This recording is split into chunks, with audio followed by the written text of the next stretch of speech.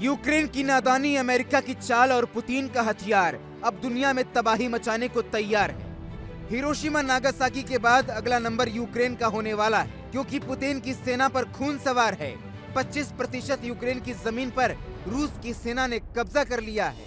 Zelensky इधर उधर भाग रहे हैं, न अमेरिका न यूरोप कोई साथ नहीं दे रहा है। दोस्तों, यूक्रेन की धरती रूसी शोलों से धधक रही है। रूस के बारूद में वॉर ग्राउंड से लेकर रिहायशी इलाके तक जल रहे हैं। बीते 24 घंटे से रूस की सेना जेलेंस्की के जवानों पर प्रचंड प्रहार कर रही है, पूरी ताकत से आगे बढ़ रही है ताकि ज्यादा से ज्यादा यूक्रेन के इलाके पर कब्जा किया जा सके। अपने लक्ष्य की प्राप्ति के लिए पुतिन ने जंग की रणनीति भी बदल दी। अरब की तरह ही रूस यूक्रेन का सबसे भीषण फेज शुरू हो चुका है। दरअसल ट्रंप की जीत से यूक्रेन को हथियार सप्लाई लगभग रुक गई है और जेलेंस्की का भविष्य अंधकार में जा चुका है। इसका फायदा पुतिन सेना जमकर उठा रही है। एक तरफ तो पूर्वी और दक्षिणी यूक्रेन में जेलेंस्की सेना ने अपना विजय अभियान तेज कर दिया है, तो दूसरी ओर कीव की घेराबंदी तेज कर दी गई। पुतिन की इस रणनीति को ऑपरेशन 20 जनवरी भी कहा जा रहा है।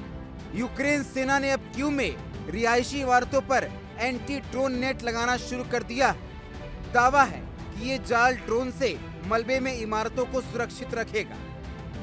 यूक्रेन को आशंका है कि बहुत जल्द रूस कीव की घेराबंदी शुरू कर सकता है, जिसके लिए वो ड्रोन हमला करा सकता है। दरअसल रूस का दावा है कि करीब 25% यूक्रेन पर रशिया का कब्जा हो चुका है। पुतिन की सेना के इस आक्रमण रुख की वजह है डोनाल्ड ट्रंप की ताजपोशी, जो जनवरी में होने वाली है।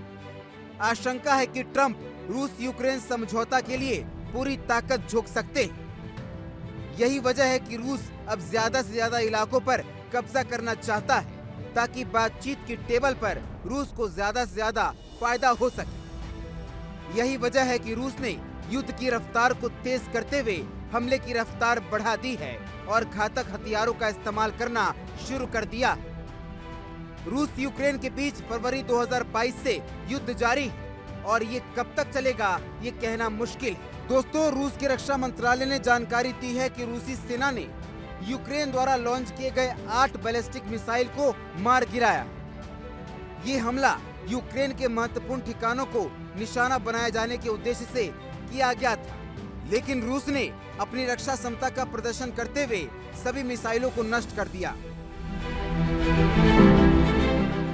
तो वहीं जर्मनी अपने नागरिकों के लिए आपातकालीन शरण स्थल तैयार करने की दिशा में कदम बढ़ा रहा है। रिपोर्ट्स के अनुसार जर्मन सरकार बंकरों की एक सूची तैयार कर रही है, जो किसी भी संकट या हमले की स्थिति में नागरिकों को आश्रय प्रदान कर सकता है।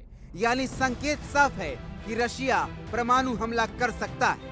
नाटो के एक वरिष्ठ अधिकारी ने कहा कि रूस की सेना का आकार बड़ा है, लेकिन उसकी गुणवत्ता में गिरावट आई। अधिकारी के अनुसार पुतिन द्वारा यूक्रेन पर आक्रमण शुरू करने के बाद रूस की सैन्य क्षमता में उतनी सुधार नहीं हुई जितना उसकी संख्या बल में सुधार हुई है।